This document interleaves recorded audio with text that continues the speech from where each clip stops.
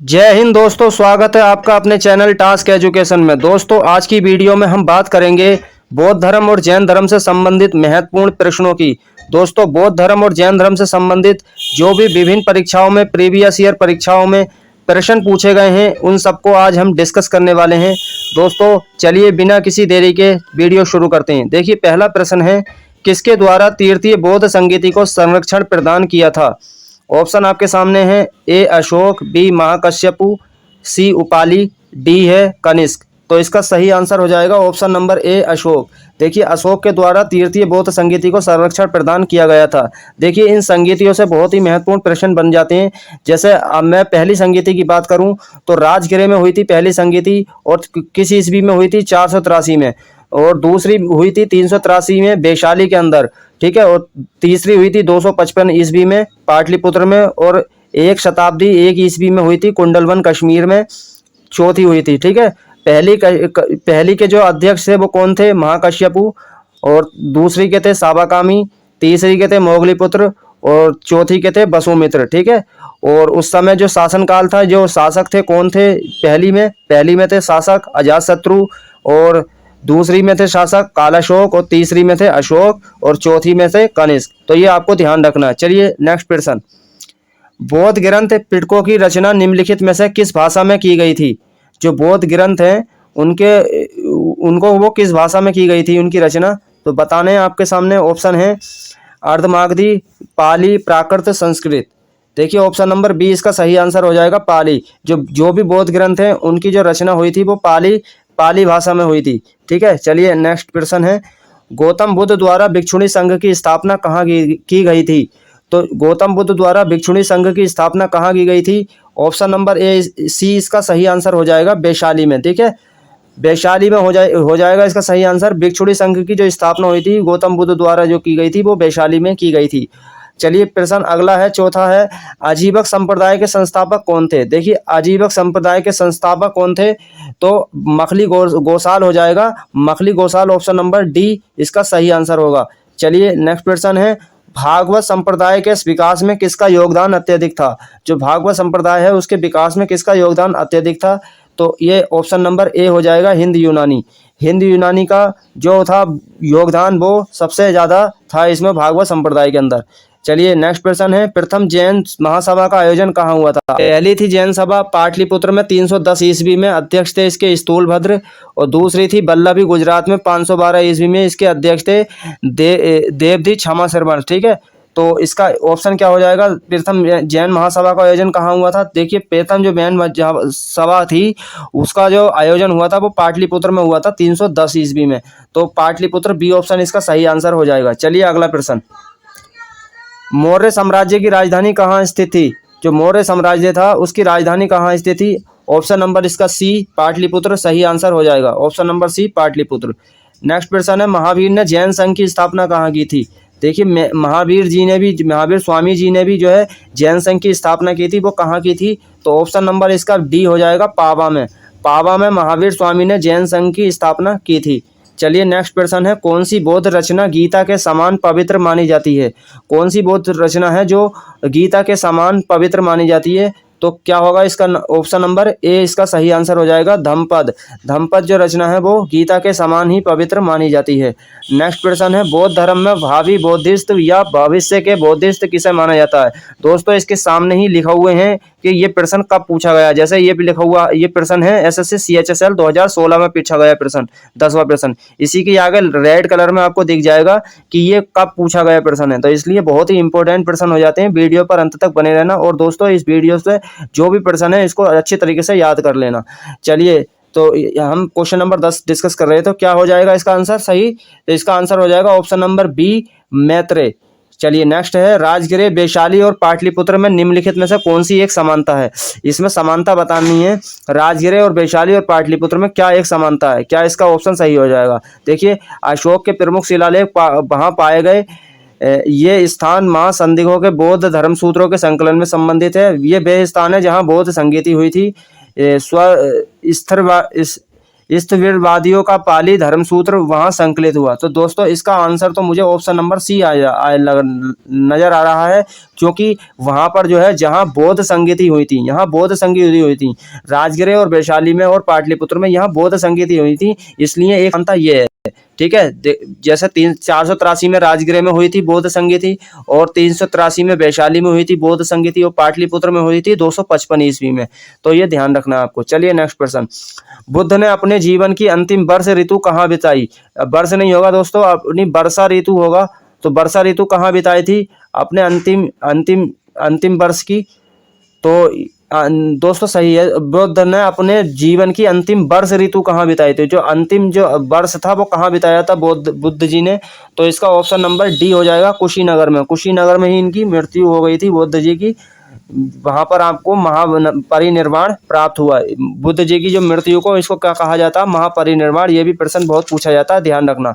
चलिए नेक्स्ट प्रश्न है, बौद्ध धर्म ग्रहण करने वाली पहली महिला कौन थी? जो बौद्ध धर्म है उसको ग्रहण करने वाली पहली महिला कौन थी, ये बताना आपको।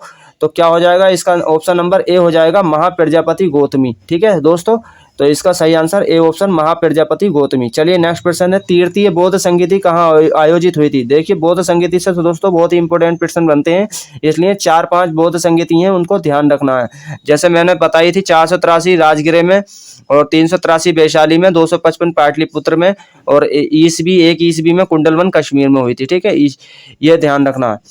4 बौद्ध संगीतियों को आपको कभी नहीं भूलना है। तो इसका सही आंसर क्या हो जाएगा? तीसरी कहाँ हुई थी? मैंने क्या बताया, तीसरी पाटलिपुत्र में हुई थी। तो बी ऑप्शन इसका सही आंसर हो जाएगा। चलिए नेक्स्ट प्रश्न, अशोक के शासनकाल में बौद्ध संगीति किस नगर में आयोजित की गई थी? देखिए जो तीसरी बौद्ध संगीति थी ना, तो वो अशोक के शासनकाल में ही आयोजित की गई थी। और तीसरी कब हुई थी? पाटलिपुत्र में। कहाँ हुई थी? पाटलिपुत्र में। तो ऑप्शन नंबर सी इसका सही आंसर हो जाएगा, क्योंकि अशोक के काल में तीसरी बौद्ध संगीति हुई थी पाटलिपुत्र में 255 ईस्वी में। ठीक है, नेक्स्ट प्रश्न, गौतम बुद्ध का जन्म कब हुआ था? देखिए गौतम बुद्ध का जन्म बताना कब हुआ था, तो उसका ऑप्शन नंबर डी हो जाएगा, 563 ईसा पूर्व में। ठीक है, नेक्स्ट प्रश्न है, जैन धर्म श्वेतांबर एवं दिगंबर संप्रदायों में कब विभाजित हुआ? तो कब विभाजित हुआ, किसके समय में विभाजित हुआ, ये बताना है। तो ऑप्शन आपके सामने है, इसका ऑप्शन नंबर ए इसका सही आंसर होगा, चंद्रगुप्त मौर्य के समय में जैन धर्म श्वेतांबर एवं दिगंबर संप्रदायों में विभाजित हो गया था।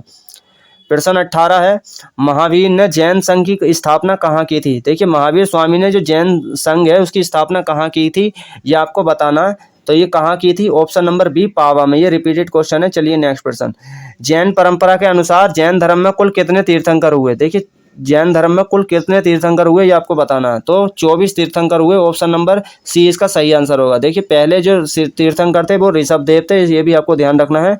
और दोस्तों जो 24वें तीर्थंकर थे वो थे महावीर स्वामी। ठीक है, ऑप्शन नंबर सी इसका सही आंसर हो जाएगा। 20 प्रश्न है, जातक किसका ग्रंथ है? तो जातक किसका ग्रंथ है? ऑप्शन नंबर डी, बौद्ध ग्रंथ है ये जातक। ठीक है, जातक कथाएं बौद्ध धर्म से संबंधित हैं।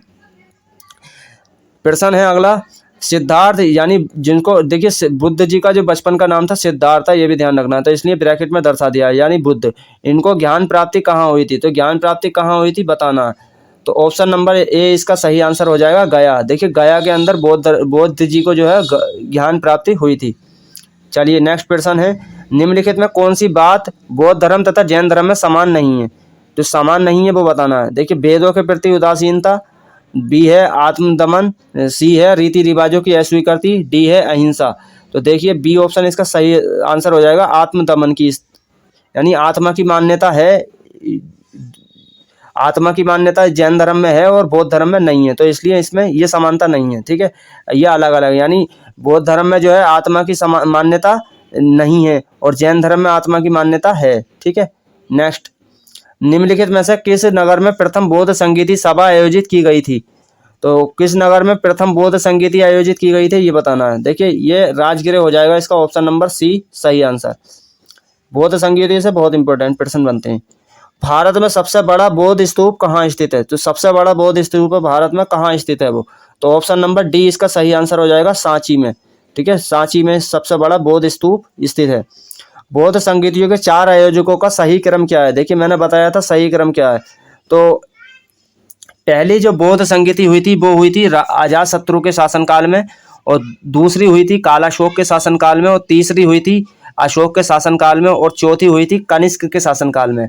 तो हमको अजातशत्रु, कालाशोक, अशोक, कनिष्क ये देखना है। Ajatashatru, Kalashoka, Ashoka, Kanishka, option number A इसका सही आंसर हो जाएगा। चलिए नेक्स्ट प्रश्न, बुद्ध ने सर्वाधिक उपदेश कहाँ दिए? देखिए सबसे ज्यादा उपदेश कहाँ दिए ये बताना है।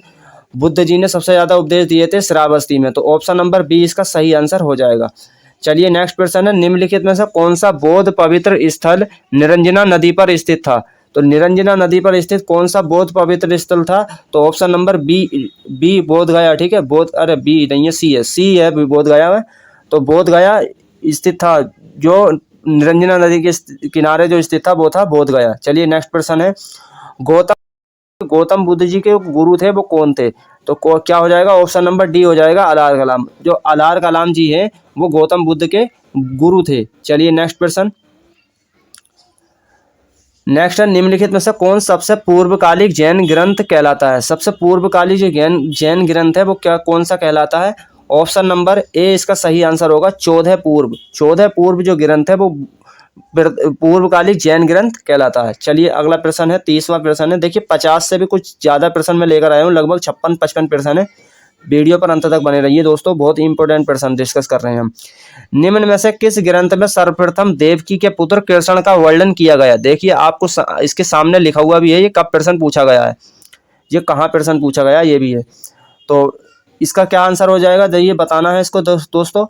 जो किस ग्रंथ में सर्वप्रथम देवकी के पुत्र कृष्ण का वर्णन किया गया? तो कृष्ण का वर्णन किया गया बी ऑप्शन, छांदोग्य उपनिषद में। जो छांदोग्य उपनिषद है उसी में। तो इसका ऑप्शन नंबर बी इसका सही आंसर हो जाएगा।